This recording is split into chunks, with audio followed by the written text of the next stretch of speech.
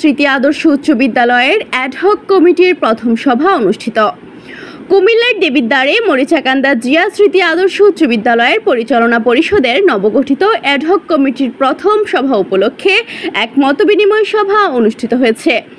বৃহস্পতিবার সকালে মাধ্যমিক ও উচ্চ মাধ্যমিক শিক্ষা বোর্ড কুমিল্লা কর্তৃক অনুমোদিত অ্যাডহক কমিটির প্রথম সভা বিদ্যালয়ের প্রধান শিক্ষকের রুমে অনুষ্ঠিত হয়।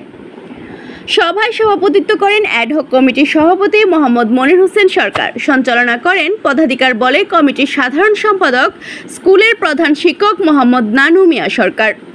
এ সময় উপস্থিত ছিলেন কমিটির শিক্ষক প্রতিনিধি মোশাররফ হোসেন খান, স্কুলের অভিভাবক প্রতিনিধি সদস্য মোহাম্মদ কবির হোসেন সরকার, স্কুলের অন্যান্য শিক্ষকবৃন্দ। এ সময় নবগঠিত অ্যাডহক কমিটির সভাপতি সহ সকল সদস্যদেরকে ফুলের তোড়া দিয়ে বরণ করেন শিক্ষক ও গ্রামের গণ্যমান্য ব্যক্তিবর্গরা। স্কুল কমিটির সভাপতি হিসেবে নির্বাচিত হওয়ায় স্কুলের শিক্ষক, কর্মকর্তা, কর্মচারী, সকল শিক্ষার্থী ও এলাকাবাসীকে মিষ্টিমুখ করান সভাপতি মনির হোসেন সরকারের ছোট ভাই সংবাদকর্মী আক্তার হোসেন রবিন। এই সময় অন্যান্যদের মধ্যে উপস্থিত ছিলেন পৌরসভা ১ নং ওয়ার্ড বিএনপির সাধারণ সম্পাদক মোহাম্মদ জয়নাল হক পাঠান, জনুমিয়া বিএনপি নেতা কবির হোসেন খান, মোহাম্মদ জলিল সরকার, দেবিদ্বার পৌর যুবদলের সহসভাপতি জালাল হোসেন কাজল, কাউসার সরকার, জুয়েল আলমগীর স্বপন, মোহাম্মদ মাসুদ, ছাত্রনেতা মাহমুদুর রহমান, মোহাম্মদ রাব্বি সরকার, মোহাম্মদ জাহিদ সহ এলাকার বিভিন্ন পেশাজীবী ব্যক্তিরা।